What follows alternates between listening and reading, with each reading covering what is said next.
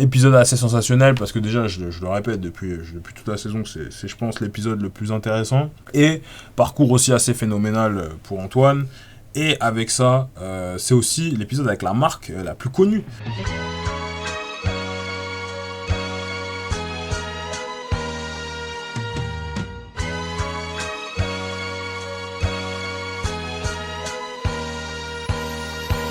Bonjour à toutes et à tous, je suis Eddy et vous écoutez un nouvel épisode du Brand Podcast.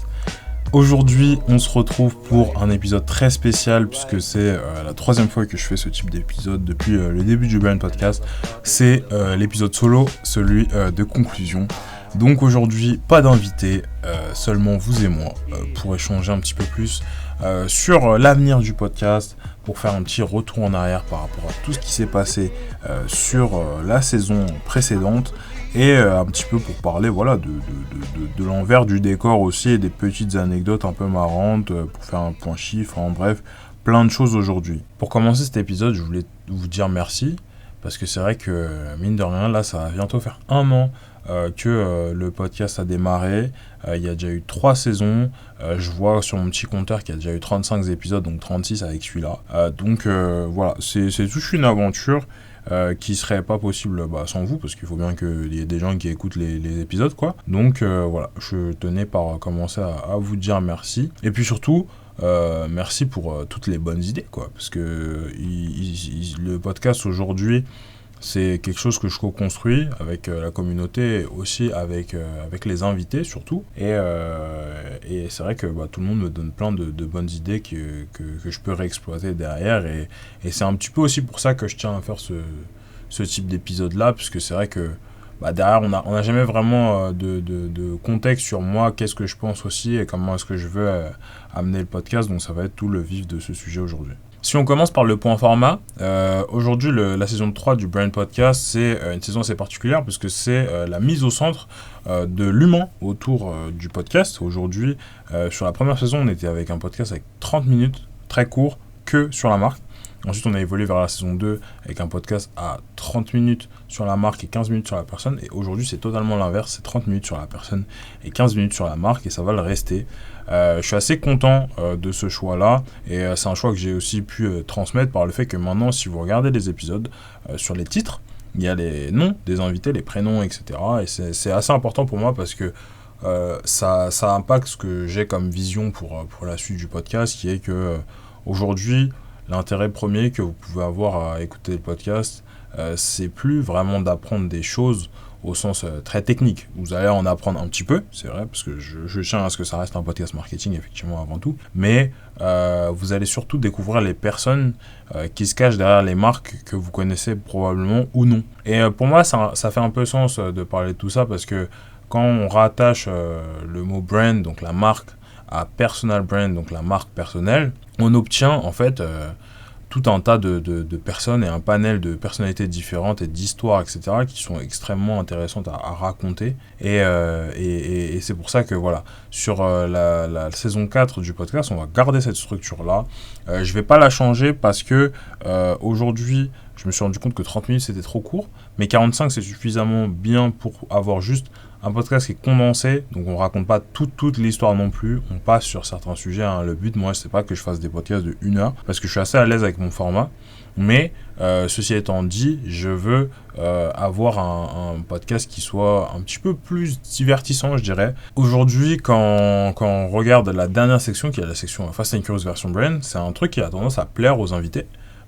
Parce que c'est des questions un petit peu rapides, généralement ça les met dans une position de dilemme, c'est un peu marrant, ça casse un petit peu avec le rythme, mais c'est pas un truc que je fais dès le début, et c'est dommage parce que c'est vrai qu'il y a beaucoup de personnes qui écoutent, je pense en moyenne peut-être 15 minutes, un petit peu moins du podcast, et du coup qui n'ont jamais découvert cette section, et pourtant c'est une section qui est assez appréciée par les invités. Donc je pense que au niveau de la structure, on va toujours parler 30 minutes de l'invité, ensuite 15 minutes du marketing au sens plus large, et ensuite je vais rajouter, je pense, peut-être au début ou peut-être à l'entracte, avant de passer sur la partie marketing, des questions. Peut-être pas nécessairement reprendre les sections de Combini ou ou toute autre section. Je sais pas trop encore comment je vais l'organiser, peut-être que je vais en créer moi-même, mais le but c'est d'avoir un truc qui soit un minimum divertissant et un minimum marrant pour accompagner des parcours qui pour beaucoup sont très pros, hein.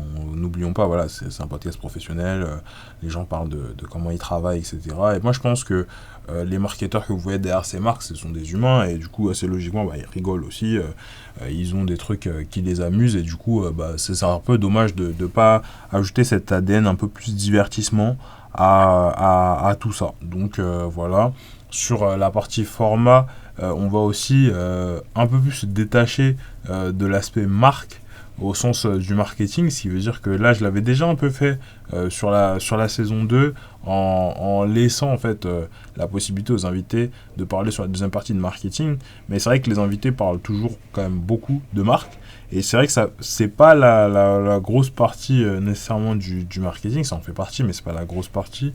Du coup pour moi, le futur du podcast, c'est vraiment un podcast où on est toujours autour de la question de la marque, mais c'est la question de la marque personnelle, et où on découvre les gens qui construisent les marques. Mais derrière, sur la partie apprentissage marketing, pour moi, ça devrait être un truc qui devrait être vaste, large, et où on peut parler des dernières tendances, de ce que les gens font actuellement, et de comment est-ce que eux ils s'organisent. Parce que c'est vrai que si on reste dans un truc très focus autour de la marque, derrière moi, en termes d'écriture, ça devient très relou, et je pense pas nécessairement que ce soit ça qui vous intéresse le plus, sachant que c'est vrai que sur la première saison on avait couvert un peu tous les aspects autour de la marque directement, et c'est aussi historiquement la saison qui a le mieux marché sur le format. Mais moi je pense un petit peu plus long terme, parce que je me dis que mine de rien au début il y a aussi le facteur nouveauté quoi, et maintenant ça fait 1 an et les gens se sont aussi habitués à me voir dans leur feed LinkedIn et autres, donc j'essaye de construire la chose de manière à ce que ça puisse plaire au plus grand nombre, en tout cas au plus grand nombre de marketeurs par la suite. Donc c'est pour ça qu'on va garder, si je devais synthétiser 2 choses, la première chose c'est la structure de format actuelle, et la deuxième chose c'est qu'on va ajouter un petit peu plus de divertissement tout en élargissant un peu la partie marketing sur la partie 2 donc du format, les 15 minutes, etc. Histoire que les gens puissent avoir un peu plus de liberté pour parler des dernières tendances. Ça c'est quelque chose je pense que je vais un petit peu plus manifester dans mon positionnement, en expliquant que quand je parle de marque, je parle de personal branding, parce que c'est vrai que historiquement je parlais de marque plus corpo, et aujourd'hui c'est plus vraiment le cas. Donc c'est quelque chose sur lequel il faut que j'explique bien et que je me cale sur mon positionnement, et normalement ça devrait le faire. En parlant de positionnement, je pense que je vais essayer de bosser là pendant ce break sur la plateforme de marque du podcast, et plus généralement du média, parce que aujourd'hui le podcast n'est plus vraiment juste un podcast. Aujourd'hui, il y a une conférence et il y a d'autres projets dont je vais vous parler après. Et moi, ma volonté vraiment, c'est d'en faire quelque chose de concret, et puis surtout quelque chose qui ne soit pas limité à un seul format. Donc, je pense qu'on va commencer à parler de plus en plus de brand, au sens du brand, le média.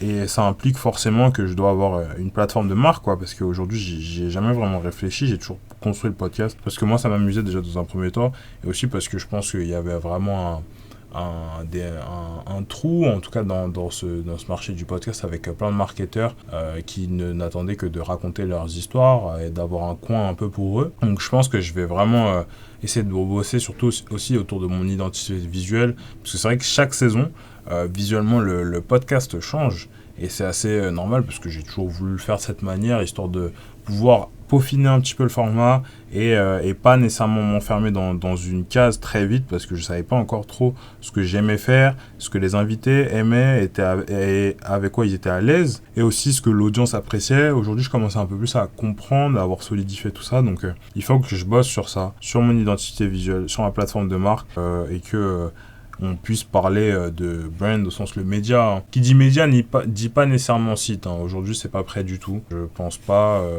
écrire des articles, avoir un site internet, etc.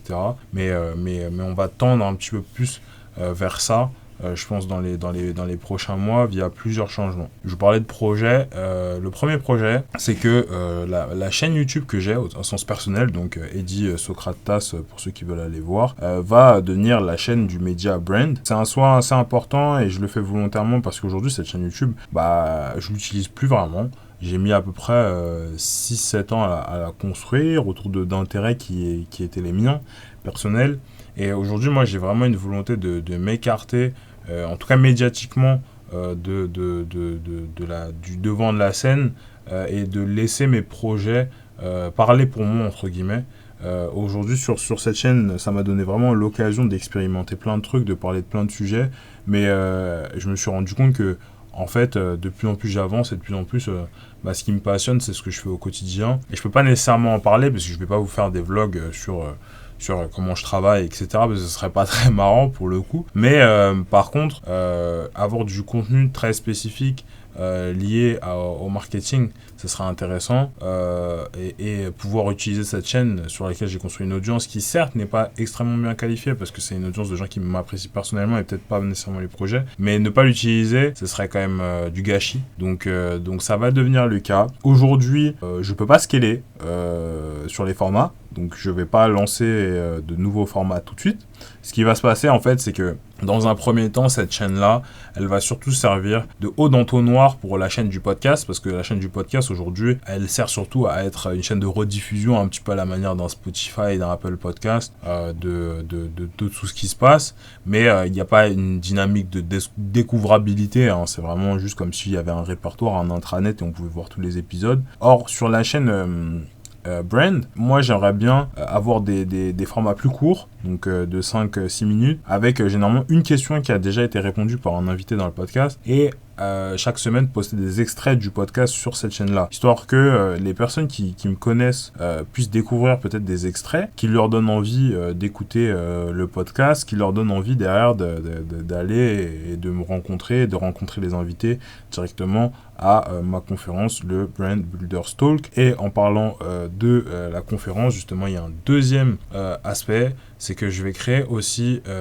une newsletter qui va s'appeler Brand Builders Club. Cette newsletter-là, pareil, je pourrais pas la scaler, mais je la crée quand même parce que c'est une newsletter qui sera mensuelle déjà, où il y aura un email par mois envoyé et où directement les personnes auront accès à 2 épisodes de podcast exclusifs pour les membres de la newsletter, et surtout ils auront aussi accès gratuitement au Brand Builders Talk de l'année d'après. Donc voilà, la conférence n'a pas encore eu lieu à l'heure où je vous parle, c'est la semaine prochaine. D'ailleurs j'ai très hâte de vous voir et j'aimerais que ça devienne un truc vraiment qui soit un rendez-vous pour les gens qui écoutent le format, qui suivent les contenus du média, etc.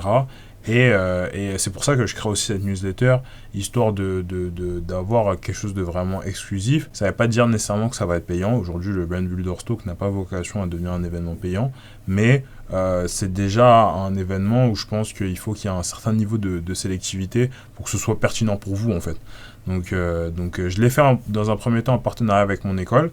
Et c'est un très bon choix et je suis très content d'avoir fait ce choix parce que ça m'a permis de voir comment on organise tout ça. C'est pas encore fini d'ailleurs, la moitié des places aujourd'hui sont parties, il faut remplir l'autre moitié.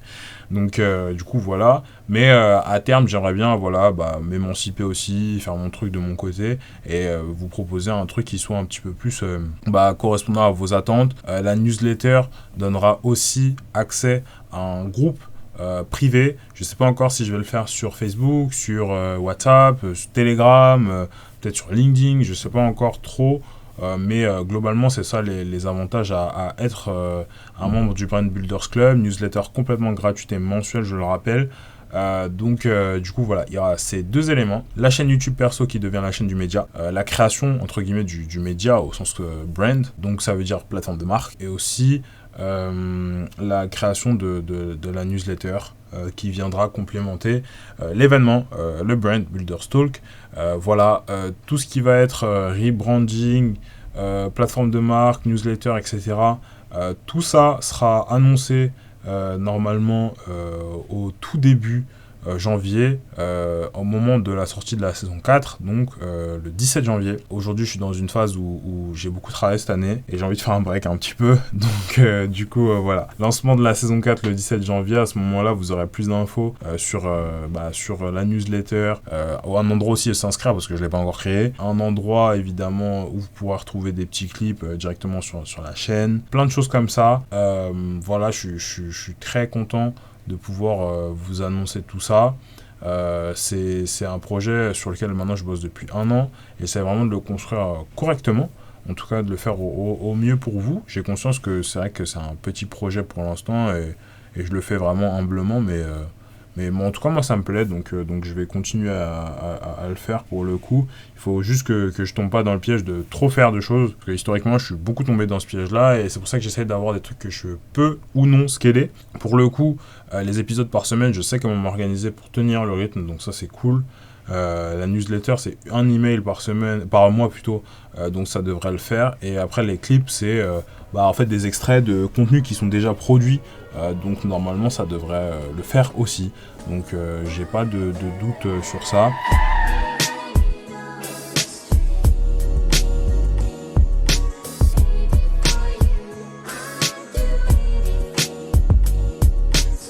En termes de rythme par rapport aux saisons, ce qui va se passer, c'est que maintenant, en fait, on va avoir 2 grandes saisons. Une première saison de janvier à juin et un break sur juillet-août. Et une deuxième saison de septembre à décembre. Donc, si vous faites le calcul assez rapidement, vous allez vous rendre compte que janvier et juin, c'est quasi 6 mois. Et septembre à décembre, c'est 4 mois, quelque chose comme ça. Donc break en fait de 2 mois au lieu d'un mois tous les 3 mois, parce que en fait je me suis rendu compte que sur la période de juillet-août, je me bagarre un truc de fou pour faire la saison 2, et en fait ça sert à rien parce que les gens ne sont pas là, les invités n'ont pas envie, ils n'ont pas le temps, etc. Et généralement ça finit toujours par me dire ouais mais à la rentrée on verra bien, etc. Donc moi ce que je préfère maintenant faire, c'est d'avoir des périodes d'activité quand tout le monde est là et des périodes d'inactivité quand tout le monde est inactif, ce qui me permet de prendre 2 mois de break et toujours de prendre aussi mon break de décembre habituel, histoire de passer aussi les fêtes, le nouvel an, etc. Donc ça c'est cool, ce qui veut dire que maintenant que c'est des saisons par période, c'est-à-dire que plus de numéros d'épisodes. Aujourd'hui, en fait, ça n'a pas vraiment de sens. Quand j'y réfléchis bien, c'est quelque chose que j'ai mis en place parce que je m'étais dit que c'est vrai que ça fait mieux d'avoir des numéros d'épisodes, mais en fait, les épisodes peuvent s'écouter dans l'ordre le plus random possible. En fait, il n'y a pas de début ou de fin d'épisode, enfin de début ou de fin de saison, donc en fait ça n'a pas vraiment de sens de garder la chose, et c'est pour ça qu'aujourd'hui je vais l'enlever, je vais passer sur des saisons par période et non pas par nombre d'épisodes. On a parlé un petit peu du format, on a parlé des nouveaux projets, on a parlé du nombre d'épisodes, du rythme, etc. Si on parlait du coup de la saison d'avant, de la saison 3, et un petit peu dans les backstage aussi, en faisant un petit retour déjà par le point chiffre. Le point chiffre, aujourd'hui sur la saison 3, on enregistre à peu près 325 écoutes. Donc score plutôt cool, rappelons les scores sur la saison 1, c'était à peu près 500 écoutes. Sur la saison 2, on était à peu près autour de 250.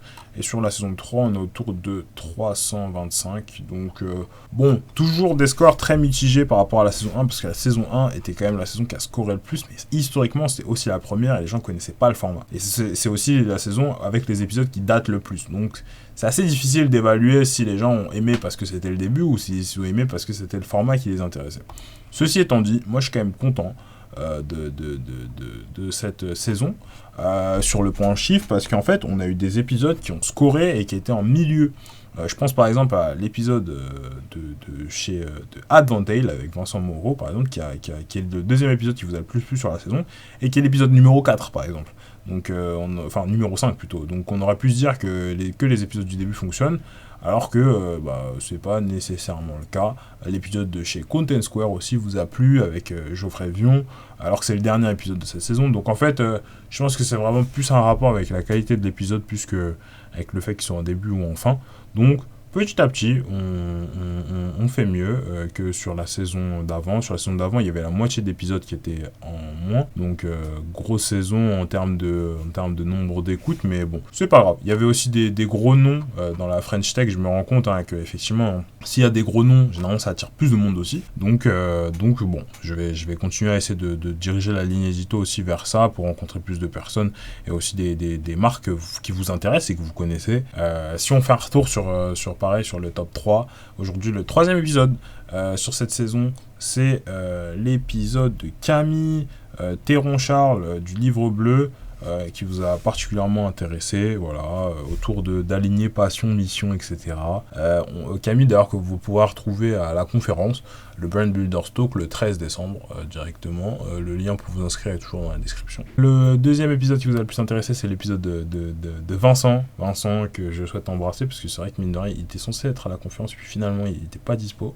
Mais c'est un bel épisode que j'ai pu faire avec lui, parce qu'on a pu parler un peu de mentor aussi, et c'était un truc qu'on n'avait pas encore abordé dans le podcast. Il avait une histoire assez chouette, c'est un mec super passionné par ce qu'il fait, donc franchement je vous invite à aller l'écouter. Et puis l'épisode qui vous a le plus plu, sans surprise, c'est l'épisode avec Antoine Bluy de chez Lime, qu'on embrasse lui aussi. Épisode assez sensationnel, parce que déjà je le répète depuis toute la saison, c'est je pense l'épisode le plus intéressant, et parcours aussi assez phénoménal pour Antoine. Et avec ça, c'est aussi l'épisode avec la marque la plus connue, mine de rien, Lime. Si on tape, attendez, je vais le faire en direct pour qu'on ait l'estimation. Lime Instagram, tac, Instagram, clac. Lime Instagram, ils ont un truc comme 70 000 abonnés, un truc comme ça sur Instagram. Je sais pas combien c'est par rapport aux autres marques qu'on a eu cette saison, mais il me semble que c'est le plus, hein, parce que Lime, en tout cas connu du grand public, la marque est très facilement identifiable, notamment grâce à cette couleur verte et grâce à ces trottinettes qu'on voit un peu partout dans Paris. Et c'est vrai que pour avoir fait le petit test de demander à des gens qui connaissent pas du tout le podcast sur quel épisode vous cliqueriez en premier si vous voulez découvrir le podcast, assez rapidement on se rend compte que Lime revient assez fréquemment, parce que les gens connaissent la marque, donc ils cliquent sur l'épisode, et comme ils cliquent sur l'épisode, ils se rendent compte que c'est bien, donc ils écoutent l'épisode, et après ils ont envie d'en écouter un autre, mais ils ont commencé par celui-là. Donc il faut que j'essaie d'avoir des mecs dans des marques que vous connaissez tous. J'ai déjà contacté des gens chez Facebook, j'ai déjà contacté des gens chez Google, chez Twitter, chez Netflix, enfin des grosses marques que les gens connaissent, mais ils répondent pas pour l'instant. Donc peut-être qu'après avoir fait la saison 4 et 5, ça sera un peu mieux. Mais pour l'instant, je vais comme je peux. Pour le coup, je suis déjà très content d'avoir pu avoir Antoine dans le podcast. C'était vraiment un chouette épisode. Il n'était pas disponible pour la conférence, mais ça aurait été avec plaisir. Donc du coup voilà, par rapport à ces épisodes là, on va quand même faire comme d'habitude, hein, l'épisode qui m'a le plus plu, l'épisode où j'étais le plus en difficulté. L'épisode qui m'a le plus plu, c'était l'épisode avec Antoine, hein, je le redis, c'est un épisode fantastique. Si vous ne l'avez pas écouté, je vous invite à l'écouter. Mélange de boîtes que tout le monde connaît, de parcours assez improbable et en même temps assez impressionnant, et puis aussi un peu de politique, parce que c'est vrai que sur cette saison on a parlé un peu de politique, notamment aussi avec Marine Creuset, que j'embrasse aussi, mais du coup voilà, c'est un épisode assez impressionnant. Sur l'épisode où j'ai le plus galéré, attendez que je vous lise. Je pense que l'épisode où j'ai le plus galéré, il revient à l'épisode 8 avec Alain Thériault. Épisode assez galère, parce que déjà Alain vient du Québec, ce qui veut dire qu'il a un petit accent. Alors Alain s'exprime très bien, donc en règle générale ça va, mais c'est vrai qu'il y avait des moments, quand on fait 45 minutes d'épisode et qu'on est assez fatigué, c'est assez difficile pour tout comprendre des fois. Et puis épisode assez galère, parce que la fin de l'épisode n'a pas été enregistrée, alors que je pensais qu'elle avait été enregistrée, donc un peu relou, on a eu un espèce d'épisode coupé quoi. Et puis surtout, moi en termes de thématiques, c'est des thématiques que j'avais plus ou moins déjà abordées. Et quand je posais des questions à Alain, il avait tendance à répondre à côté, dans des trucs qu'il connaissait peut-être plus, ou faire des pirouettes sur mes questions. Donc ça c'est assez relou quand on est host, parce que derrière en fait on n'a pas la réponse qu'on voulait, et en plus le temps passe, donc on peut pas non plus réagir à toutes les questions sous peine de faire un épisode qui est beaucoup trop long. Donc c'est l'épisode qui était le plus dur, en tout cas à mon sens, enfin de mon côté, niveau enregistrement, montage, etc. C'était un épisode assez compliqué, et puis surtout en termes de stats, je sais pas s'il vous a tant plu que ça. Niveau stats, il est à coude avec l'épisode avec Mathieu, Raifé. Cette saison on a essayé, c'est vrai, de faire j'ai essayé plutôt de faire des épisodes avec des freelances aussi, avec Mathieu, avec Véronique Aboguier aussi, et c'est toujours des épisodes qui ont scoré le même nombre d'écoutes.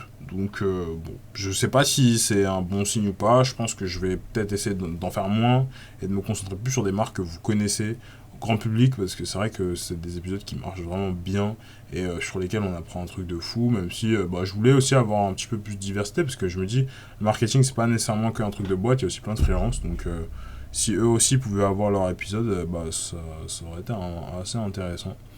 Voilà, on a parlé un petit peu du format, on a parlé de la suite pour le format, on a parlé du média, on a parlé de quoi on a parlé du point chiffre un petit peu, de votre top 3, de l'épisode que j'ai aimé le plus, l'épisode que j'ai galéré le plus à faire.